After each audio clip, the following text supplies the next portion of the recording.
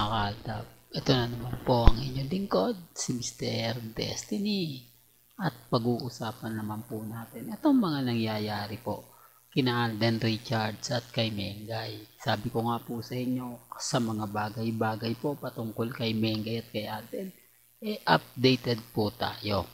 Ito po munang unahin natin mga kaltab, evening ride na kung saan nga po talagang binibigyan po tayo ng update ni Alden Richards. Ito yung isa sa rason mga kaaldab kung bakit po tayo kampante, kung bakit po tayo matatag, at kung bakit po tayo laging pinupuntahan ng mga mamis, mga titas, mga senyor, at sama nyo na rin po yung mga army, main fanatics, at siyempre ang mga kat din.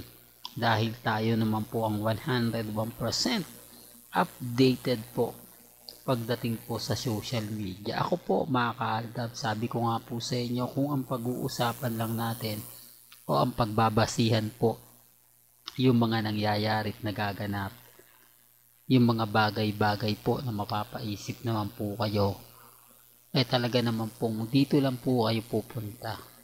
Marami kasing kumakalat ngayon sa social media. At yun nga po yung pinupunto natin. Huwag po kayong basta-basta maniniwala. Hindi porket dumating si Alden Richards at pupunta sa GMA, magkakaroon na po siya ng mga project. Mamaya nga po ay mapapanood nyo si Alden Richards sa GMA Sparkle Artist Center. Na kung saan nga po mga kaaldab may mga ano na naman daw pong gagawin. Remind ko lang po sa inyo. Tapos na ang kontrata ni Alden sa GMA Network. Sa mga nagsasabing hindi pa, wala naman pong problema. Hindi ko naman po kayo pinipilit. Pero titignan nyo rin po at pagbabasihan nyo yung mga nangyayari ngayon. Gaya nga po ng unang lagi kong sinasabi, dati nasa All Out Sunday si Alden tuwing araw ng linggo. Simula po yan ng 2024. Pero sinabi niya sa isang interview niya habang tinatapos niya ang pulang araw, titigil na nga po siya sa pagiging, ibig sabihin po focus na nga po daw siya sa pagiging direktor, producer para po sa kanyang kumpanya. Etong 2025. 2024 pa lang sinabi niya na po yun. Hindi na inulit to ng GMA Network. At syempre hindi naman po yun kumbaga ibabalita muli ng GMA Kapuso. Pero ito na nga po yung nangyayari. Mas dumami pa po ang artista ng GMA Kapuso. Dahil nga po lumipat na yung mga ibang artista na galing po sa TV5. Kaya nga po yung Pinoy Big Brother nagkaroon na ng collaboration ang ABS-CBN at ng GMA Network. Nakikita nyo naman po. Hindi po ba? Tapos marami ng artista, kawawa nga po yung artista na matatagal na sa loob ng GMA Kapuso na hindi na ganong nagkiklik. Hindi na kumbaga nabibigyan ng magandang break. Ganito rin po yung kay Alden Richards Hindi, real talk to, yung mga pumapasok di po ba mga starstruck, tapos sumikat si Alden, 2 years na talagang siya yung napakaraming project, binibigyan ng mga kumbaga guesting, napakarami.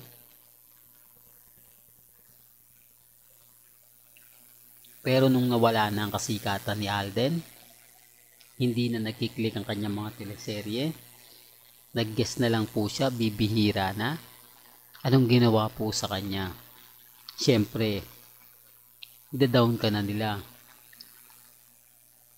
Kaya nga po malaking utang na loob ni Alden sa 8 Bulaga at sa Aldab Nation. Kung wala po talaga ang 8 Bulaga, bagsak na yung karir at laglag na si Alden Richards. Gaya po ng mga artista ngayon sa loob po ng GMA Network na hindi na napagbibigyan. Dahil nga po, marami na po silang artistang pinasok. Dahil nga po, yung mga artista nila, talaga naman pong hindi na gaano pang sumisikat. Although sikat to dati. Pinagpiestahan, talaga naman pong napakalaki na pinasok ng pera. Pero nang dahil po, wala na po kasing tumatangkilik at hindi na masyado popular ang pangalan niya, marami na, hindi naman po ito nag-iisa mga kaltab. Sabi ko nga hindi na tayo magbabanggit ng pangalan dahil sasabihin na naman po sa akin issue, pero sikat na sikat itong mga to Pero ngayon nakita nyo po ba? Pinapalabas pa po sila sa mga teleserye. Pero hindi ako namimilit Sabi ko nga ganyan po talaga nangyari. Pero kay Alden po kasi ngayon, dahil siya yung mabango, dahil yun siya yung talagang makikita mong nakapokus po sa kanya, lalo na nga po yung nagtrending at nag-viral ang pulang araw. Siyempre maraming artista na gusto makasama si Alden. Andyan nga po muli si Marian Rivera, na kung saan nga po talagang gustong gumawa. Pero gaya ng sinabi ko, wala po. Kumbaga wala pong katotohanan yan. Dahil kung gugustuhin ni Alden Richards, dapat bago pa matapos ang pulang araw. At yung mga sinasabi sa kanya, dapat nasagot niya na hanggang ngayon. Di po ba? Hindi, real talk yan. Para lang po, klaro. At dito naman po kay Mengay at kay Alden. Sa mga nagsasabing kung magsasanib puwersa daw ito, kung magkakaroon daw po muli ng collaboration, hindi daw sisikat o wala na po. Ito common sense na lang po. Matatandaan nyo tong Bibo na kung saan endorsement po si Maine Polkerson at ambassador din po si Mengay. Nung pumasok nga po si Alden Richards at nagtandem sila, gaano nga po baka mahal ang Bibo? Pero sabi ko nga po sa inyo, nag-boom to mga kaaldab. Talagang maraming naibenta. Hindi man siya naging top seller, pero hindi po siya nagpahuli sa top 10 na mabebentang cellphone sa buong mundo. The real talk yan mga kaaldab. Kaya ang sabi ko sa inyo mga kaaldab, nag-boom siya. Ibig sabihin kahit anong mahal ng endorsement po nila Mengay at ni Alden, kapag sinusuporta o talagang sinusuportahan ito ng mga taong nagmamahal po sa dalawa. Kaya imposible po na pag nagka-collab, hindi kikita. Sinasabi lang po nila yan dahil laking takot nila. Once na dumating na po yung pinakahihintay natin na back movie nila, o comeback movie nila, kasama ni Bossing, dyan natin malalaman. Po ba? Dyan natin makikita kung gaano nga po ba kalakas ang fandom. Kasi ang fandom, andyan lang po yan sa paligid Nag-aantay lang po yan, nag-aabang lang po ng tamang pagkakataon, tamang panahon, kung kailan nga po ba kami, kumbaga magdiriwang. Kaya nga sabi ko sa inyo, kahit ano pong gawin nila, kahit ano po ang ipakalat nila mga impormasyon, 101% mga kaaldab, talagang makikita nyo at mararamdaman nyo kung gaano nga po ba talaga kalakas ang fandom ng Aldab Nation. Sa ngayon kasi mga kaaldab, sabi ko nga po sa inyo, pag nandito kayo sa channel ni Mr. Destiny, marami po kayong makikita, marami po kayong mapapanood, marami po kayong maintindihan, lalong lalo na nga po pagdating sa Aldab Nation. Kaya ako kita nyo, lahat ng ina-update natin, sinasabi ko, kalma lang po kayo, kampante lang po kayo, babasagin po natin sila. Lalo na po yung Katden fans na Alden fanatics pala yung karamihan. Kaya hindi po nila mabasag yung sarili nila dahil alam nila na kumbaga pare-parehas lang sila. Although sinasabi ko yung iba na sobrang galit po kay Alden dahil sa ginawa po niya. Ito po yung mga Katden. Hindi ito solid na Alden fanatics na nag-cut din. Hindi nila magagawa po yan.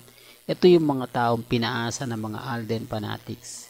Ito po yung mga tao na kumbaga pinilit ng mga Alden fanatics na maniwala po sa mga post nila at sa mga update nila. Hindi, totoo yan mga kaaldab. Kaya nga sabi ko sa inyo, maging relax lang po kayo. Hanggang dito na lang po ang ating latest updates. Kaya kung gusto nyo pa po ng pinaka-latest at sariwang update.